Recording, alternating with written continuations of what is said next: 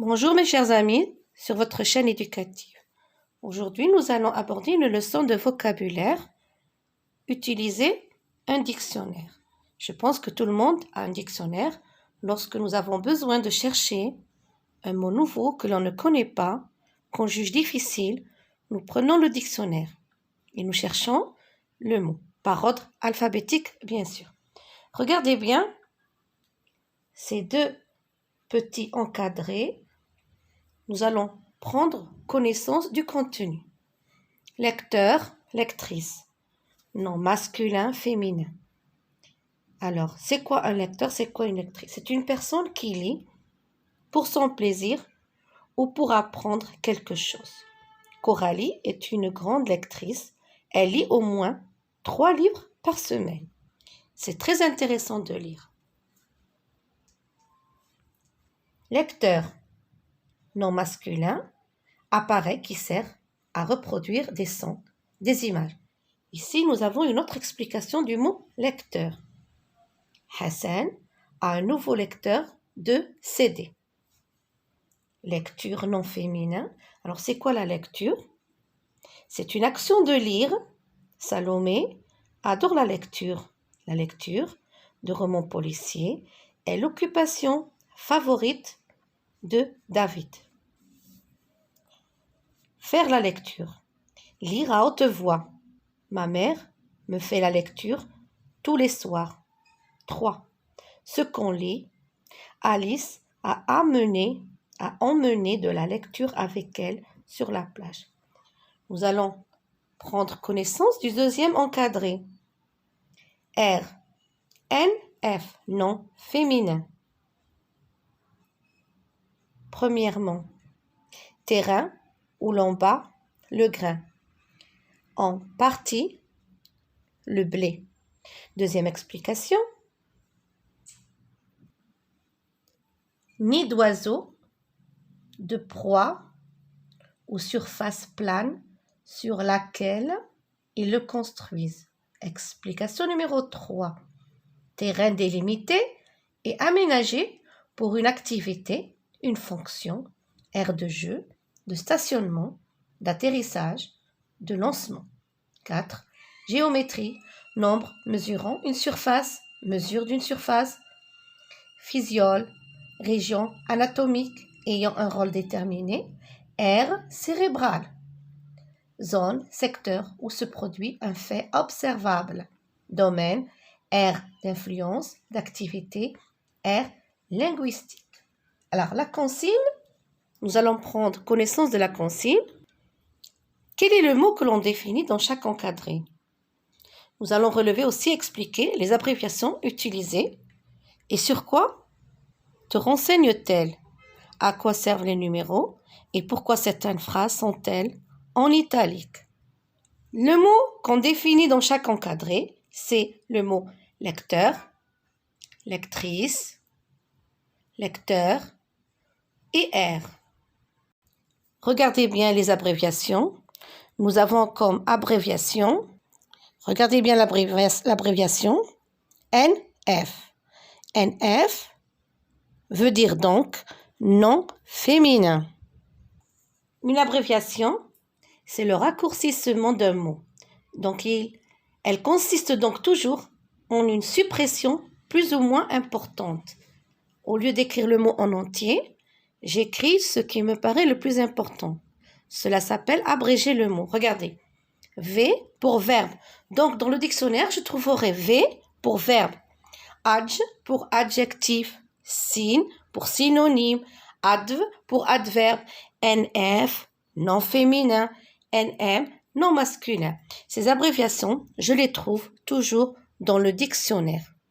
Les abréviations que je trouve dans le dictionnaire m'apportent des renseignements sur la classe grammaticale du mot recherché.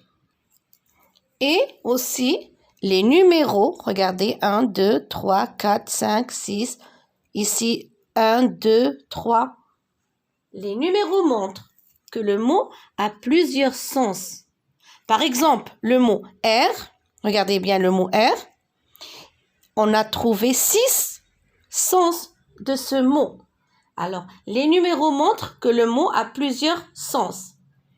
Et pourquoi certaines phrases sont-elles en italique? Pourquoi certaines phrases sont-elles en italique? Exemple, Coralie est une grande lectrice. Salomé adore la lecture. Tout simplement, elles sont en italique.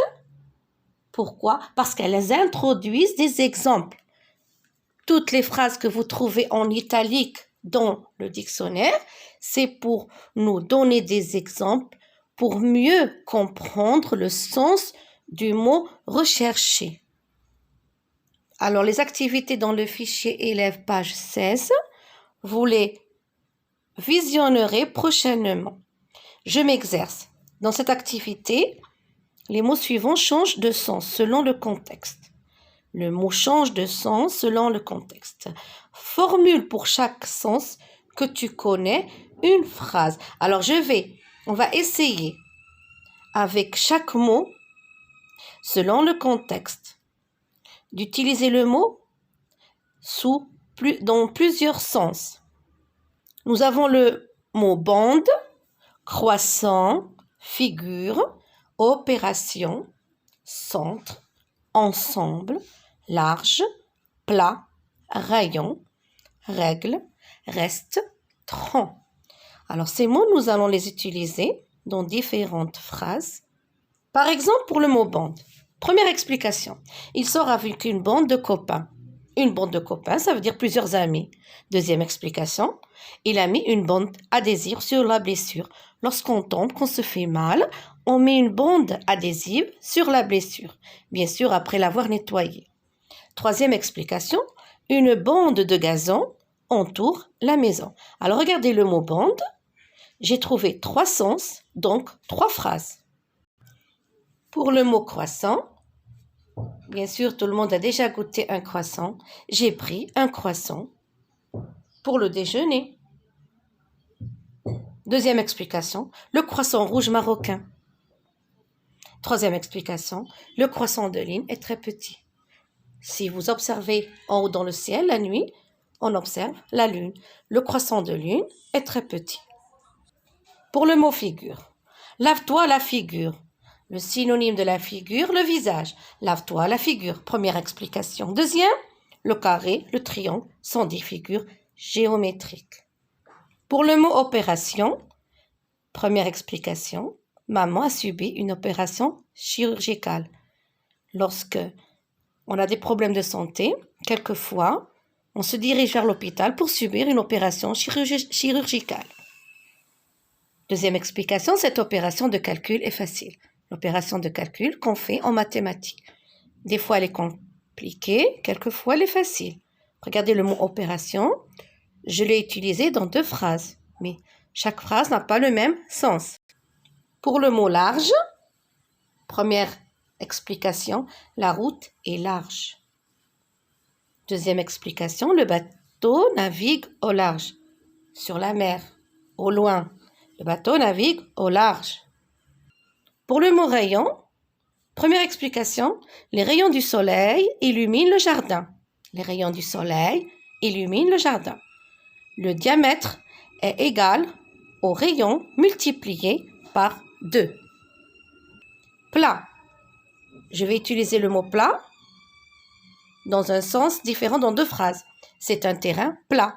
Alors, le terrain où les enfants jouent, par exemple, le football.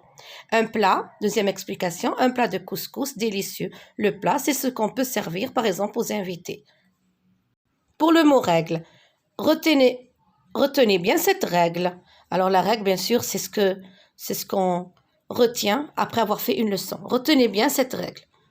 Deuxième explication, prenez un stylo et une règle et soulignez cette phrase. Alors, reste. Reste ici, je reviens tout de suite. Rester, ça veut dire rester immobile dans un endroit. Deuxième explication, mets le reste de la purée au réfrigérateur.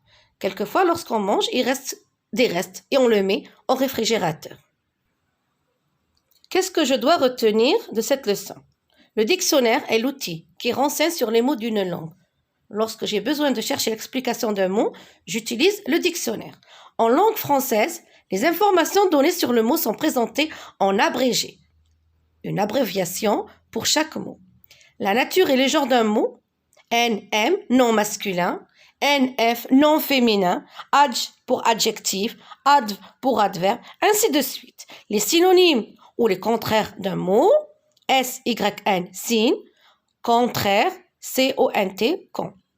Les numéros indiquent que le mot a plusieurs sens. Lorsque vous trouvez des numéros dans l'explication d'un mot, cela veut dire que le mot a plusieurs sens. Ces sens sont classés du plus courant au plus recherché. Et les exemples sont écrits en italique. Cette leçon touche à sa fin. Je vous souhaite bon courage.